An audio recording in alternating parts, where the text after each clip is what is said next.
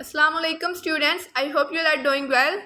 आज हम डिस्कस करेंगे एमडी कैट के आउट ऑफ सिलेबस जो टॉपिक्स आए थे एमडी कैट के last year PMC MD CAT papers में, जो सारा मंथ पेपर्स होते रहे थे। तो उनमें हम वो चैप्टर्स देखेंगे स्पेशली बायोलॉजी के जो आउट ऑफ सिलेबस थे। तो सबसे पहले जो चीज़ें एमडी कैट के पेपर में इम्पोर्टेंट थी, सबसे पहले जो उन्होंने आउट ऑफ सिलेबस चीज़ें निकाली थी वो थे कोऑर्डिनेशन एंड कंट्रोल वाला जो चैप्टर था, उसको सारे को उन्होंने मतलब कंप्लीटली इंक्लूड किया था। सीन टेक्स्ट बुक, स्पेशली केपी के टेक्स्ट बुक और फेडरल की बुक और पंजाब की बुक, ये सबको फॉलो किया गया था। रिप्रोडक्शन वाला चैप्टर उनका फेवरेट था, सबसे ज़्यादा एमसीक्यूज रिप्रोडक्शन और किंगडम एनिमेलिया से आए थे। उसके बाद इंजाइम वाला चैप्टर में काफ़ी ज़्यादा उन्होंने ट्रिकी क्वेश्चंस पूछे हुए थे, जो कि सिर्फ पंजाब की बुक से या सिर्फ आप एक प्रोवेंस की बुक करेंगे तो जो डिफ़िकल्ट होगा आपके लिए, इसके लिए फेडरल की बुक करना लाजमी है। उसके बाद ट्रांसपोर्ट वाला चैप्टर उन्होंने बिल्कुल ध्यान से उसमें से एमसीक्यूज निकाले हुए थे। बायोएनर्जेटिक्स और दी सेल, इन सारे चैप्टर से इन्होंने अच्छी तरह सबसे ज़्यादा एमसीक्यूज इनमें से उठाए थे। अब वो टॉपिक्स जहाँ से ज़्यादा एमसीक्यूज उठाए थे और जो मोस्टली आउट ऑफ सिलेबस थे, तो सबसे पहले थे डेवलपमेंट एंड एजिंग। ये ग्रोथ वाला चैप्टर है पंजाब की टेक्स्ट बुक में, उसमें डेवलपमेंट और एजिंग का टॉपिक था जिसमें से आउट ऑफ सिलेबस एमसीक्यूज निकाले हुए थे इन्होंने। ठीक है, इसके अलावा स्केलेटन का कुछ हिस्सा तो सिलेबस में इंक्लूड है, जो स्केलेटन वाला टॉपिक है, लेकिन कुछ इंक्लूड नहीं है। तो जो नहीं भी इंक्लूड उसमें से भी उन्होंने एमसीक्यूज लिए थे पीएमसी एमडीकैट पेपर के लिए, तो आपको वो भी प्रिपेयर करना पड़ेगा। इसके अलावा चैप्टर 4 जो सेल इंट्रोडक्शन वाला पोर्शन है, मतलब वैसे तो मोस्टली अगर हम यूएचएस या दूसरे टेस्ट सिस्टम्स की बात करें तो वो इंट्रोडक्शन वाले पोर्शन से नहीं उठाते एमसीक्यूज, लेकिन लास्ट ईयर पीएमसी ने इंट्रोडक्शन वाले पोर्शन से उठाए थे, तो आपको सारे चैप्टर्स का इंट्रोडक्शन अच्छी तरह करना पड़ेगा। इसके अलावा एवोल्यूशन वाला चैप्टर कंप्लीटली करना पड़ेगा, चाहे उसका कोई टॉपिक सिलेबस में है या नहीं है, क्योंकि उसको उन्होंने कंप्लीटली फॉलो किया हुआ था। इसके बाद पंजाब टेक्स्ट बुक चैप्टर 21 और 23 वैसे तो आउट ऑफ सिलेबस है, लेकिन इसमें से उन्होंने एमसीक्यूज उठाए हुए थे, तो इसका मतलब आपको ये भी प्रिपेयर करने पड़ेंगे।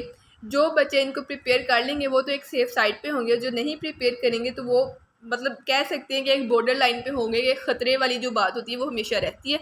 इसके बाद वैसे यूएचएस जो था या फिर जो ईटा वगैरह टेस्ट लेते थे वो साइंटिस्ट के नेम या डेट्स वगैरह नहीं पूछते थे, लेकिन पीएमसी के लास्ट ईयर के पेपर को अगर हम देखें तो उन्होंने साइंटिस्ट के नेम वगैरह पूछे हुए थे। तो आपको साइंटिस्ट के नेम्स और डेट्स और इनके सारे काम, ये सारी चीज़ें भी याद करनी पड़ेंगी। और किंगडम एनिमेलिया फेवरेट था, मतलब तकरीबन हर टेस्ट में एटलीस्ट 5 एमसीक्यूज आ रहे थे जो किंगडम एनिमेलिया में से थे, तो आपको ये सारे भी करने पड़ेंगे।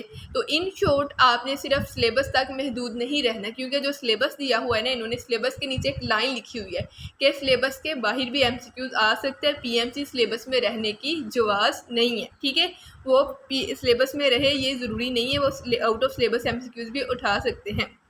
तो क्योंकि ये अब कंफर्म है नियरली कि पीएमसी ही लेगी एमडीकैट, तो आपने ये वाले टॉपिक्स और ये वाले चैप्टर्स बहुत अच्छी तरह प्रिपेयर करने। ये नहीं कहना कि ये सिलेबस में, ये नहीं सिलेबस में, आपने अपना फ्यूचर बनाना है और आपने सिलेबस आउट ऑफ सिलेबस सबको करते जाना है।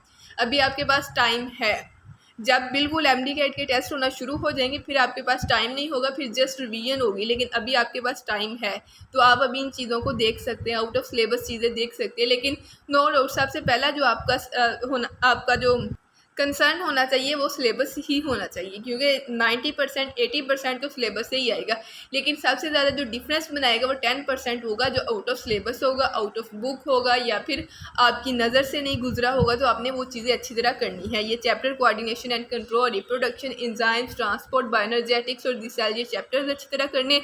इसके अलावा ये जो टॉपिक्स लिखे हुए हैं मैंने, एजिंग एंड डेवलपमेंट, इसके अलावा वो जो स्केलेटन वाला कंप्लीट चैप्टर है, सेल वाला कंप्लीट चैप्टर है, एवोल्यूशन वाला कंप्लीट चैप्टर है, चैप्टर 21 और 23 पंजाब टेक्स्ट बुक का। इसके अलावा साइंटिस्ट के नेम्स मस्ट है। इसके बाद किंगडम एनिमेलिया। तो ये वो चीज़ें हैं जो आपने एमडीकैट की प्रिपरेशन के लिए करनी है, चाहे सिलेबस में है या नहीं है। आपने ये कोशिश करनी है कि आप एक से ज़्यादा अकेडमीज़ के टेस्ट सोल्व करें, जैसे किप्स के सोल्व करें, स्टेप के करें, ग्रिप के करें, किसी भी अकेडमीज़ के मैक्सिमम जितनी ज़्यादा अकेडमीज़ के टेस्ट सोल्व कर सकते हैं करें। पीएमसी के लास्ट ईयर के पेपर देखें, उन्होंने पीएमसी का जो प्रेसिडेंट है, उन्होंने स्टेटमेंट दी है कि इस दफ़ा पीएमसी का पेपर थोड़ा डिफरेंट होगा, लेकिन लास्ट ईयर भी उन्होंने बहुत सी इस तरह की कंट्रोवर्शियल स्टेटमेंट्स दी थी कि हमने एक बहुत बड़ा क्वेश्चन बैंक बनाया हुआ है जिसमें से कोई एमसीक्यू रिपीट नहीं होगा। उनकी काफ़ी स्टेटमेंट्स रॉन्ग प्रूव हुई थी। तो इस स्टेटमेंट पे भी आप बिल्कुल यकीन ना करिए, आप पूरे पिछली दफ़ा जो इन्होंने किया था एमडीकेट उसको फॉलो करें, ताकि आप बिल्कुल किसी डेंजर जोन में ना हो। इंशाल्लाह आपका एडमिशन कंफर्म हो जाए। तो जज़ाकल्लाह, थैंक यू वेरी मच। अल्लाह ताला कामयाब करे आप सब।